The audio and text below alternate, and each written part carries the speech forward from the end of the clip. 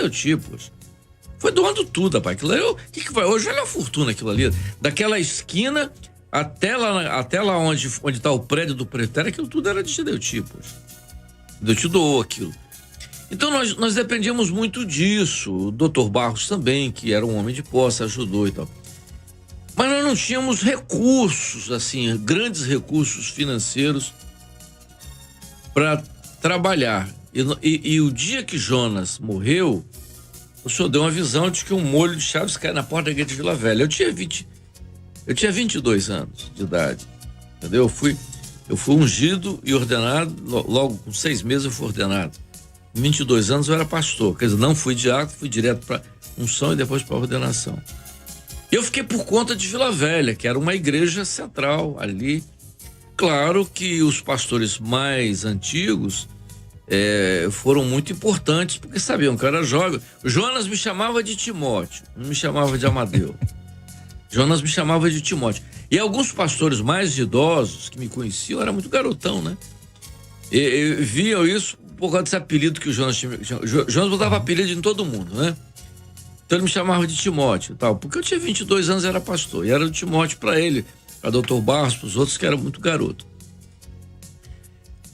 Aí, você fez a pergunta sobre o jovem. O que nós fizemos? Nós éramos muito jovens.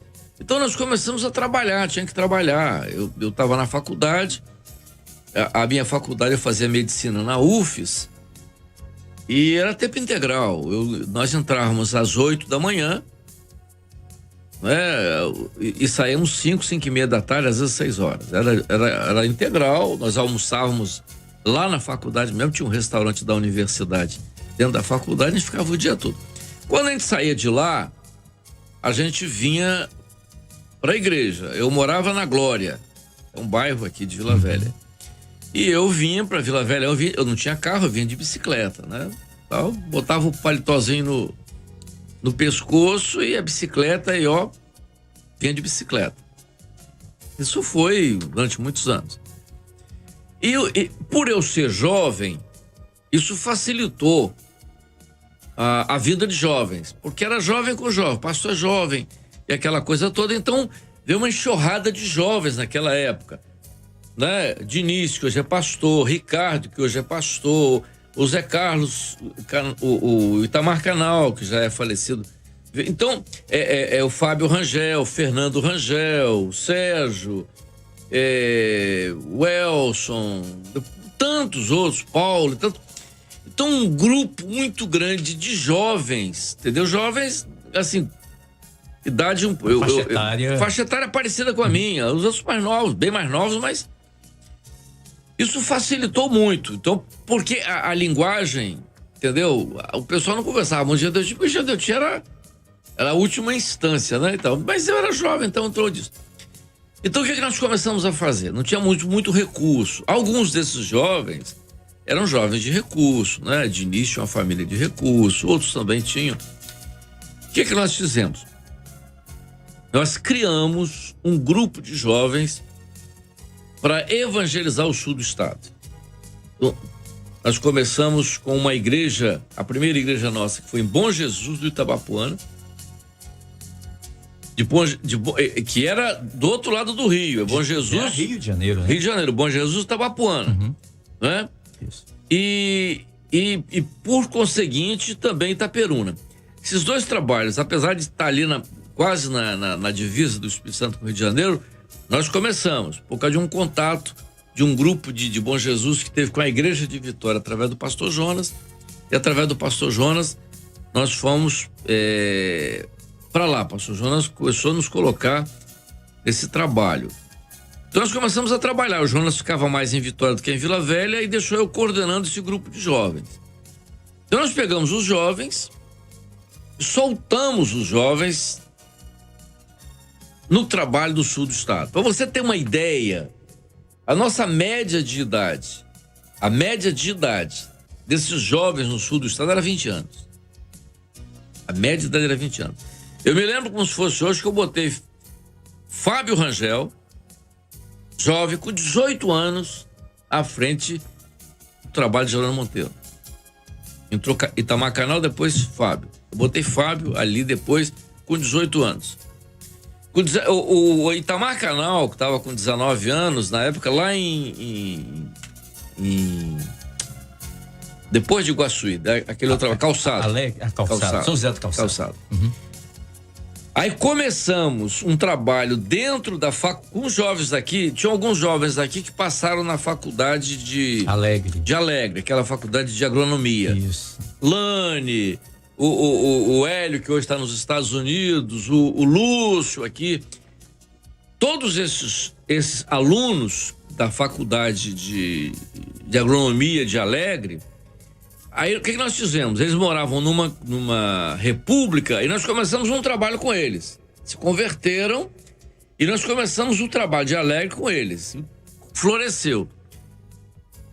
Mas nós começamos a julgar jovem lá no sul do estado. A igreja de Vila Velha, ela chegou uma época, final de semana nós ficávamos com um grupo reduzido de jovens, que a maioria estava no sul do estado. Nós chegamos uma vez, no final, já na década de 80, nós chegamos a ter uma vez mais de 50 carros num final de semana no sul do estado. Evangelizando o sul do estado.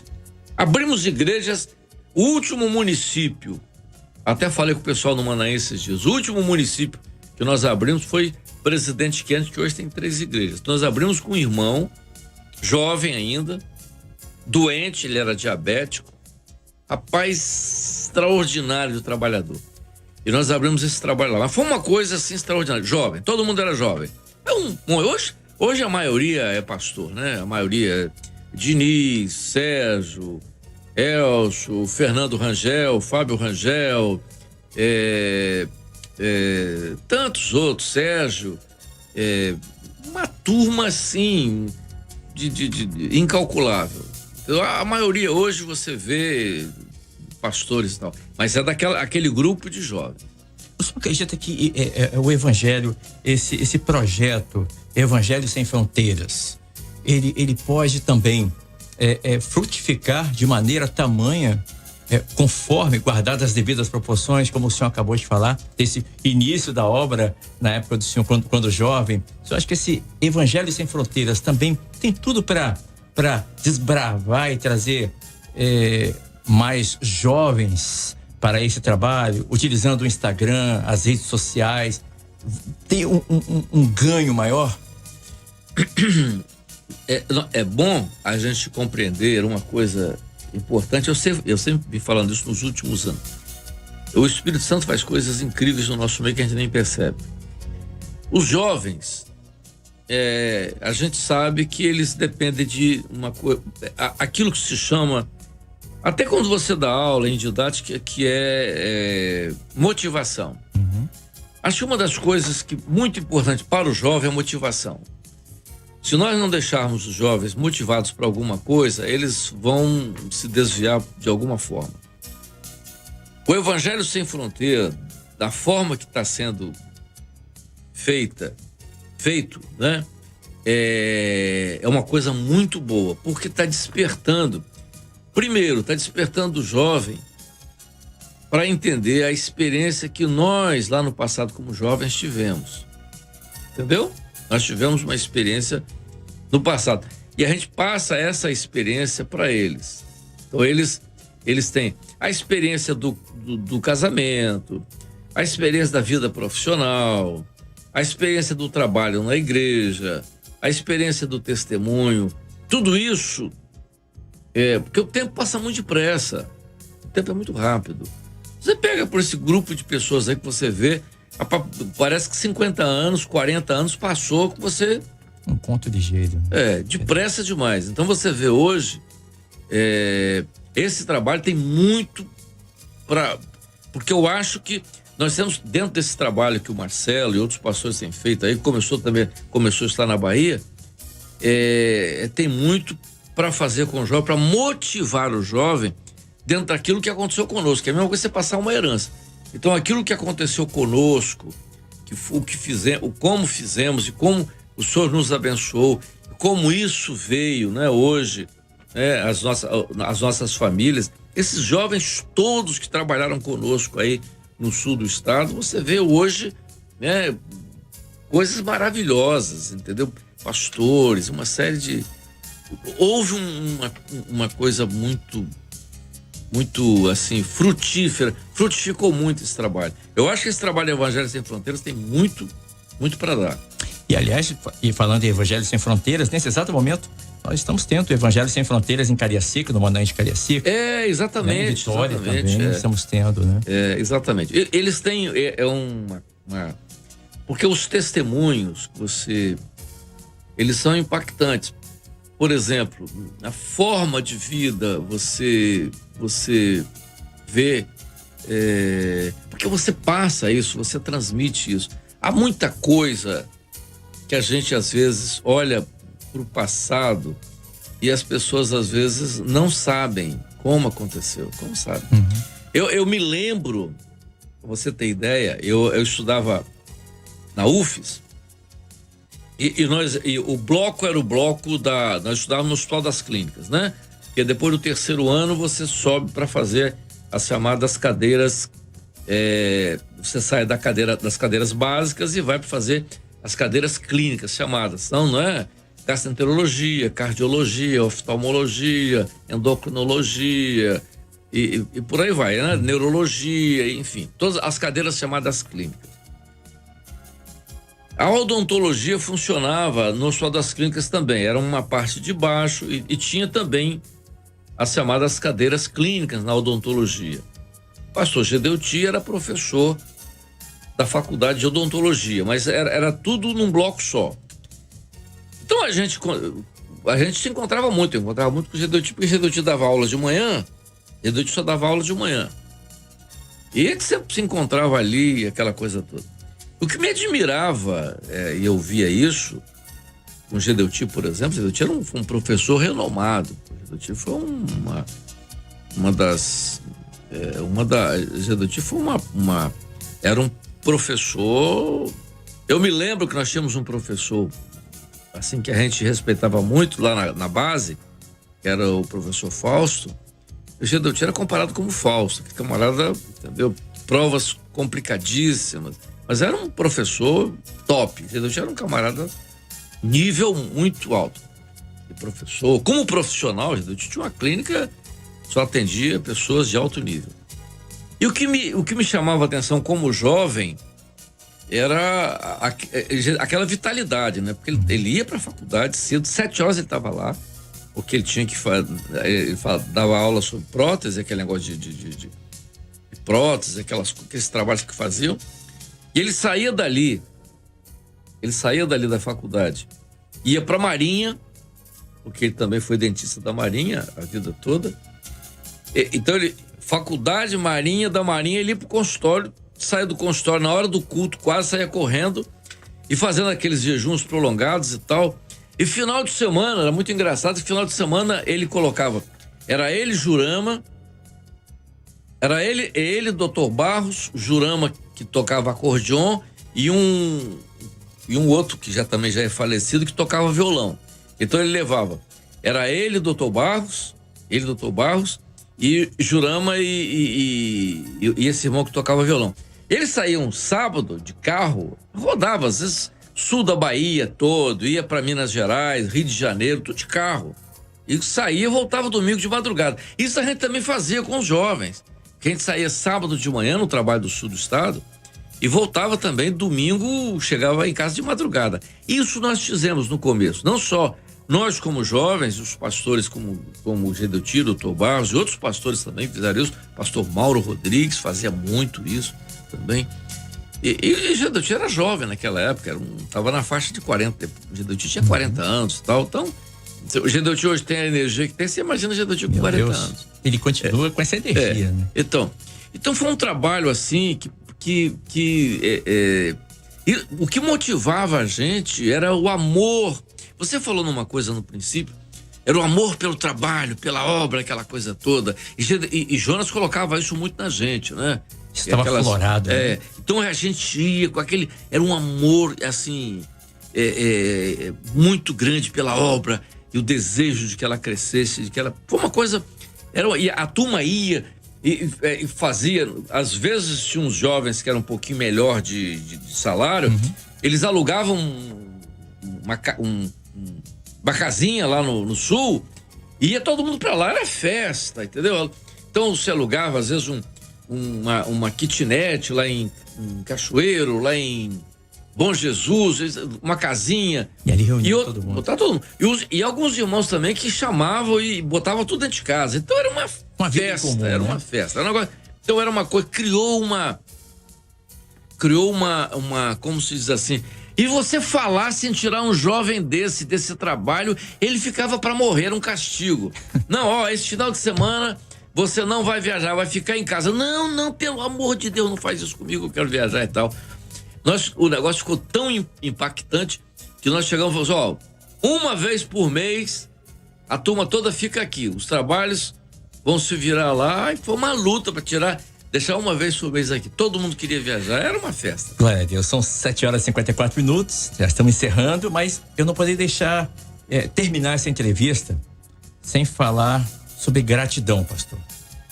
Esse ano de 2021 foi um ano difícil, de muitas batalhas, de muitas aflições, mas um ano de gratidão, né? E todos nós temos muito que agradecer ao Senhor, temos um coração grato por tudo aquilo que Deus fez pela obra do Espírito Santo, pela Rádio Manaim, pelos irmãos. O senhor teria algo assim especial, pastor Amadeu? Gratidão ao Senhor por esse ano 2021. Eu acho que cada um tem a sua experiência com relação à gratidão, que é uma coisa notável, né? Eu me lembro do início nosso, eu falei um pouco sobre o início nosso, a falta de recurso, aquela coisa toda, e onde nós chegamos. Se nós pudéssemos ter filmado o nosso início, toda a nossa dificuldade, toda a nossa batalha de viajar pro sul, aquela coisa toda. Lembro do irmão, um grupo que comprou um carrinho velho para poder fazer o trabalho de Alegre. Muito engraçado. O carro dava mais defeito que qualquer outra coisa. Mas se víssemos aquilo e ver o que nós vemos hoje, de estrutura que nós temos hoje, é impossível você não dizer que Deus realizou essa obra. É impossível. É impossível. Se você comparar o que aconteceu conosco há 53 anos atrás, o que nós tínhamos há 53 anos atrás, e o que nós temos hoje de estrutura no mundo todo, você tem que dizer assim, não, há um milagre dentro dessa estrutura. Aleluia. Então nós temos a gratidão por tudo. E quando nós chegamos hoje, olhamos, isso é muito importante, nós pastores, olhamos isso, eu, por exemplo, né, eu olho para as minhas filhas, eu sou médico, né, já há bastante tempo, e hoje eu tenho 3 filhas médicas. As 3 filhas, só tive filhas, minhas filhas todas resolveram ser médicas. Eu fico hoje parando para pensar como é que eu consegui. Eu fiz UFES, consegui fazer UFES, não paguei faculdade, mas das 3 eu tive que pagar, entendeu? E paguei, né? Não, se eu tivesse pedido ao presbitério para me ajudar, talvez até o presbitério fosse me ajudar, mas eu não pedi. Eu trabalhei muito, né, em hospital, fui só um tempo, meu consultório, trabalhei muito no meu consultório, e a minha vida né, de consultório me ajudou. Eu consegui, com os meus recursos, com o meu trabalho, fazer. Minhas filhas hoje são médicas, são casadas, já têm os netos. Então eu olho às vezes, no dia da ceia eu olhei e disse, puxa, o que Deus fez comigo. Então que darei ao Senhor. Eu sou grato, olha, por tudo. Eu olho em volta, né? Onde estaria eu se não fosse isso, se não fosse essa obra, essa bênção? Muito obrigado, e assim finalizamos esse bate-papo com o pastor Amadeu, agradecendo imensamente a vida do senhor aqui. Eu vou liberar o senhor, só tem 1 minuto para chegar no estúdio. Não, vamos chegar lá. Muito obrigado, pastor. A paz, Senhor. E a você de casa, o nosso muito obrigado, o nosso agradecimento pela sua paciência, pelo seu carinho por nós aqui da Rádio Manaim. E eu quero incentivar você, quero convidar você para estar conosco no culto que vai começar daqui a 2 minutos pelo YouTube e também pela Rádio Manaim. A todos vocês, a paz do Senhor Jesus.